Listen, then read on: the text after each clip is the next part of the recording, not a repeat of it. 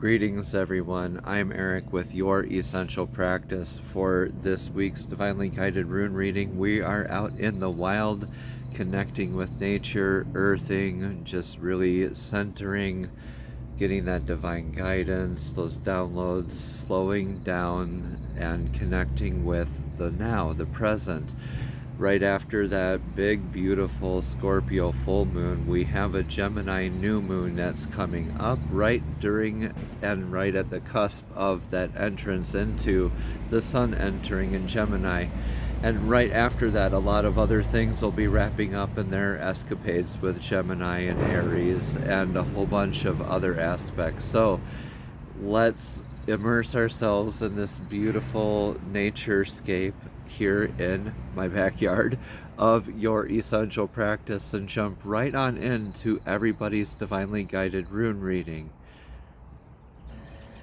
Greetings Taurus, and welcome to your Divinely Guided Rune reading for the week. I've already shuffled, meditated on your energetic space, and let's jump right on into it.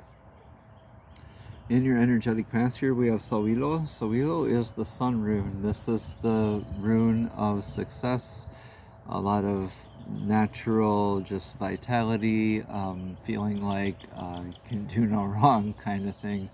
Maybe grasping for aspects of what that means in your life. It maybe could be just experiencing a lot of things to be grateful for, which is a really beautiful place to be, Taurus. A lot of this has been a very interesting energies that we've been through here recently, but I think coming off of the heels of that full moon and coming into that new moon here very soon, bringing in Gemini season will be a interesting place. So that's right off the heels of it being in your sign for the moon. And also your sun season. So this is very much like, okay, just getting to the end on the cusp of that too with your solar return season here for this reading. But in the sun's rune, we're called to look at the embodiment of Sawilo. Sawilo in the sun means everything that the sun's light touches, it is blessed. So it's like an unconditional love of everything, blessings from in that sort of aspect. In divine just gracefulness, just shining your radiance throughout, just being uniquely you. Alright, so let's get into the now energies. Are very much in a very much grounded place, so very much like your energy here, Taurus. This is Uruz, the ox rune. This very grounded energy. So yeah, getting into your natural vitality, earthing. As I speak right now, I have both of my feet on the grass, and it is beautiful, a grounded way to present myself to you and deliver this beautiful message here for you, Taurus. So this is in aspects of looking out for what your physical diet is like as well, your natural healing process. This is limitless vitality and potential, natural vitality. This is a lot of natural vitality, grounding and healing more in the physical sense. Work, so could be looking at a lot of health issues as well, healing a lot of very deep seated health concerns. Maybe you've found out something recently and just really finding yourself like collecting that information, or just winning at life and just being grounded. Take what resonates, leave what doesn't. Without dissecting this too much, let's jump into it further and get into your upcoming energies.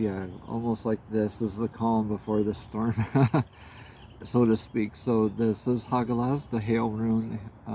This is natural disasters. This is just another reminder of us that the pendulum swings both ways, right? The energetic pendulum swings both ways. Everything that builds eventually gets destroyed. So natural disasters is more of it's a when, not an if.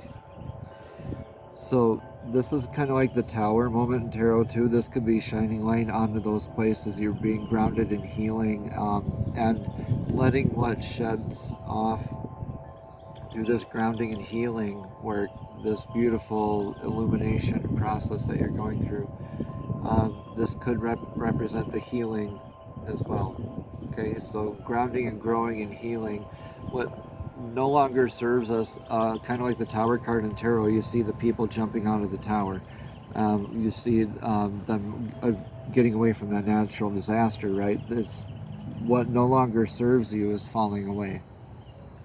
So natural disasters is kind of like nature's way of cleansing itself, right? With a volcano or destructive force like a tornado or a tsunami or something like that, right? And then what is left behind is like a blank slate. It's an opportunity to rebuild. And as the whole time I'm saying this was Othala was staring me at it in the face in the bag here, so I'm going to shuffle that up and redraw here. Into your energetic now influences. Kinas is that torch bearer. This literally means torch. It's the light bringer. This is the trailblazing energy. Is like Pac-Man gobbling up that dot, always wanting to move forward. The trailblazing, the trendsetter. This is a lot like the fire element. The fire is wands, suit, and tarot. It's about manifesting, building, structure. That comes with that influence here. With Hagalas, you want to just hold yourself, be grounded, and probably hold that torch, almost feeling kind of more like in the hermit energy, almost because of that bracing for the storm kind of thing, or just leading by example too. So this is a rune of leadership too. Kinas is that manifestation, right? Leading by example. Are you practicing what you're preaching, right? The suggestions that you give out to other people, are you taking that to heart? Are you challenging yourself with that personal growth as well, right? Are you holding yourself accountable for those invisible strings and paradigms that you're projecting onto others, right? Those are very healthy questions to ask yourselves and to sit with for a moment. Just answer yourself honestly. Don't beat yourself up over it, right? So you're in that influence of that now energy. You want to like hold firm, you want to trailblaze and have that beautiful structured, grounded energy. And this came out anyway. Look at that. You still are focusing on Othala, and Othala is that rune of legacy. A lot of people think legacy, okay, like a tract of land or a inheritance, like income or something like that. This is more challenging your aspects of what is perpetual versus what is transitory, right? Like Native Americans, they would suggest anything, if you can't for sure, think about it at least 7 generations out, the impact of it. All right, so then what's the use, right? So what are you leaving behind for the next 7 generations, that sort of stuff? Is it a paradigm like pay it forward? That's going to last a little bit more than 7 generations, something like that, right? Or a thought belief or a religious concept, or just maybe even just a practice. Just maybe it's just a saying that you coin in your family, just whatever resonates with you, right? But this is more, you're called into looking at your personal paradigms right now. You're called into action and leading by example, just holding your ground and really focusing on your legacy, right? Let the sun shine away those clouds. You can still hold a bit of that sunlight with you and embody that work here, Taurus. Stay grounded. You've got this. Okay, let's look at what you have for your outcome for this. Yeah, Manas is like the joining of clans. It's like It's like one clan flag looking at another, so it incites a definition of, so it's what goes around kind of comes around, like the wheel of mankind, the world card and tarot kind of thing. But this is having more of your sense of where you're standing in the collective, how you're grounded, how you're reaching out to others,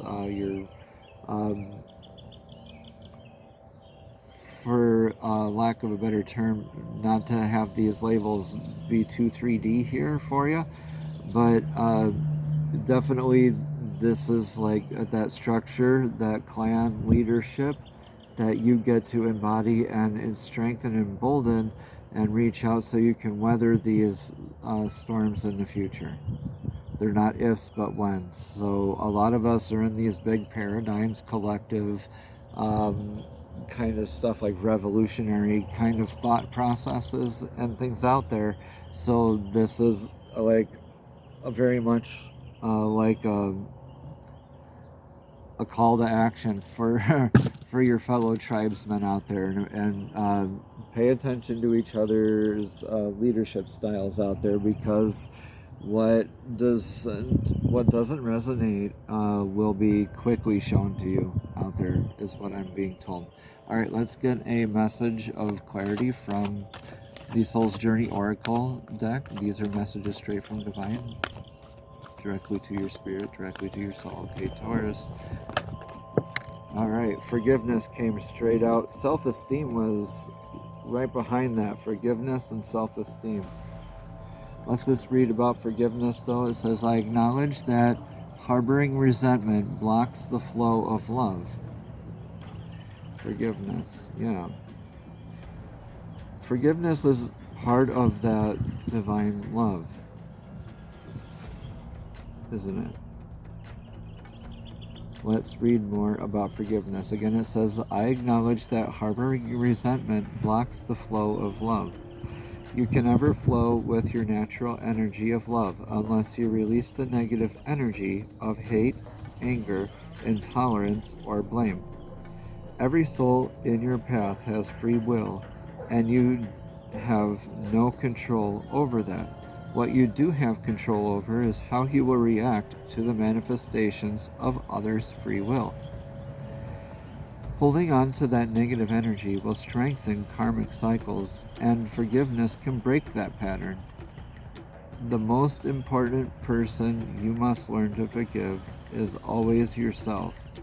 Blaming yourself for failures blocks that natural flow of love, which will attract all the good things into your life. Beautiful reading here for you, Taurus. Namaste. Have a blessed and abundant week.